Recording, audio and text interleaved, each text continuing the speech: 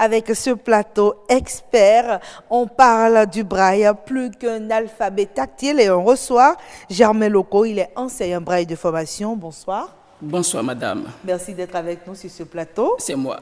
Alors avec vous, on s'intéresse au braille. Pour vous déjà, comment est-ce que vous pouvez définir le braille? Merci beaucoup madame la journaliste. En petite définition, je dirais que le braille est l'écriture des aveugles, celle qui se lit grâce au toucher. D'accord. Mais comment est-ce qu'on apprend justement le braille? À quel âge il est recommandé d'apprendre le braille? Non, mais il n'y a pas une recommandation d'un âge à partir duquel on peut apprendre le braille. Mais si c'est un enfant qui est tombé dans la cécité, déjà à l'âge de prématernelle, il est déjà initié à l'apprentissage du braille. D'accord. Puisque vous êtes enseignant braille de formation, est-ce qu'aujourd'hui, dans nos écoles maternelles et dans nos écoles prématernelles, les enfants béninois ont la chance, les enfants béninois qui sont malvoyants ont la chance de pouvoir justement apprendre le braille? Si. Dans nos centres de formation pour personnes en situation de handicap visuel, il y a des écoles maternelles et pour les enfants. Et déjà à partir de ces classes, on commence par initier les enfants au braille. D'accord. Oui. Mais comment est-ce que est-ce que ça a été facile d'apprendre le braille pour vous? Oui, je ne dirais pas que c'est difficile parce que ce n'était que le seul moyen pour nous ou pour moi de pouvoir apprendre à écrire et à lire.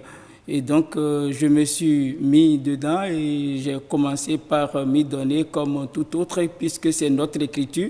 Et puis, ça a commencé par apprendre. D'accord. Oui. Aujourd'hui, est-ce qu'on peut dire que c'est facile aux enfants de pouvoir avoir accès au braille? Quand vous voulez le leur apprendre, est-ce que le message passe facilement? Le message passe très facilement. Et il faut aussi dire que les enfants en situation de handicap visuel sont des enfants doués, intelligents. Et quand ils sont en contact déjà de l'apprentissage, rapidement, ils assimilent bien. D'accord. Alors, cet alphabet tactile, il vous permet de faire quoi au juste? Qu'est-ce qu'on peut faire avec le braille? Avec le braille, on fait beaucoup de choses. Donnez-nous un exemple. Je vois que vous avez votre... Oui, tablette. par exemple, ici, c'est la tablette. D'accord. On y met la feuille épaisse et on ferme. Et puis, ceci, c'est le poinçon. D'accord. Et si vous constatez bien, vous allez voir que chacun des carreaux est constitué de 6 points. De 6 points. De 6 points. D'accord. Et c'est à base de ces 6 points que sont représentées toutes les lettres de l'alphabet français. De A jusqu'à Z. De A jusqu'à Z, et même les lettres accentuées, les symboles mathématiques, et tout. D'accord. Voilà. Donc, ça c'est à la prise de notes. Et une fois la note prise, vous sortez le document et à l'aide du toucher, vous le lisez. D'accord. Et pour apprendre aussi, c'est pareil. D'accord. Voilà. Donc les enfants déjà aussi, à partir de 3 ans, 4 ans, ils ont le même instrument? Non, on ne les familiarise pas directement à ce dispositif. Il y a d'autres dispositifs et à partir desquels eux autres commencent. Mais il faut dire que c'est à partir de maternelle 2, on commence par les habituer à cet instrument. À cet instrument. Oui. Mais il a un coût, il est gratuit. Comment est-ce qu'on fait pour l'obtenir? Ah oui, il faut dire que c'est l'État qui subventionne. Et sinon, pas moins de 20 000 francs, ceci seul. D'accord. Et ceci, c'est pas moins de 5 000 francs. D'accord, l'unité. L'unité. D'accord. Voilà. Mais aujourd'hui, on a des personnes qui sont pas malvoyantes quand même, qui savent lire le braille. Est-ce à dire que tout le monde peut décider de l'apprendre? En principe, tout le monde devrait l'apprendre parce que vous savez que la cécité, c'est l'un des handicaps le plus rapide Et quand vous avez un petit mal, un petit souci aux yeux, vous pouvez prendre par là pour devenir un non-voyant ou un malvoyant. Or, si antérieurement, vous aviez déjà appris ceci, rapidement, votre réadaptation serait aisée.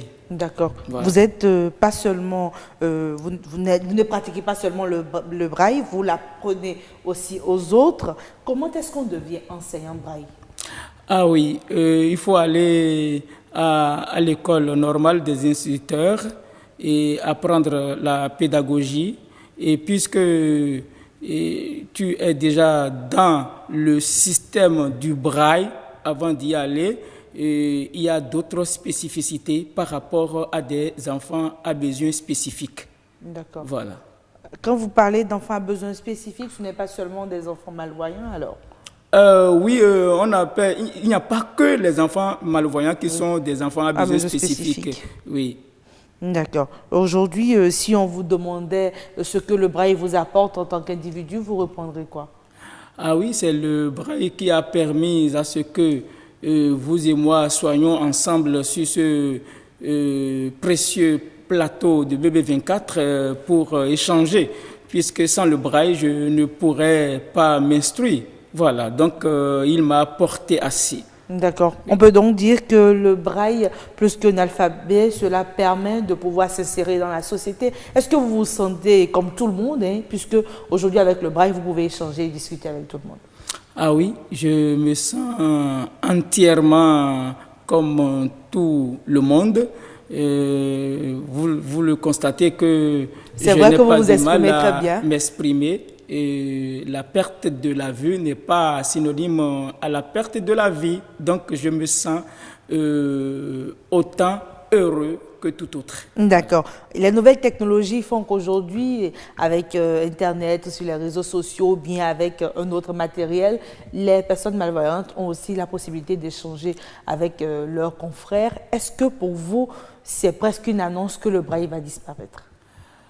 Le braille ne pourra jamais disparaître parce qu'avec les tout petits, il faut les habituer au braille d'abord. Et c'est à partir d'une certaine maturité dans l'âge qu'on va commencer par habituer l'enfant à l'outil informatique. D'accord. Donc oui. Pour vous, le braille reste le passage indispensable? Oui, oui. D'accord. Oui. Si vous aviez un mot à l'endroit de tous les enfants, parents, personnes en situation de handicap visuel à propos du braille, ce serait quoi? Ah oui, je dirais à tous les parents qui peut-être juste là ne savent pas qu'il y a d'école pour les personnes handicapées visuelles, qu'il en existe bien sûr, et il y en a à Cotonou, à Parakou, à Porto Novo et j'en passe. Donc, de sortir les enfants, ils ne sont plus considérés comme autrefois où on les venait, ils sont comme des fétiches, non. Merci beaucoup, Germain Loco. Vous êtes enseignant braille de formation et avec vous, on s'est intéressé au braille plus qu'un alphabet utile.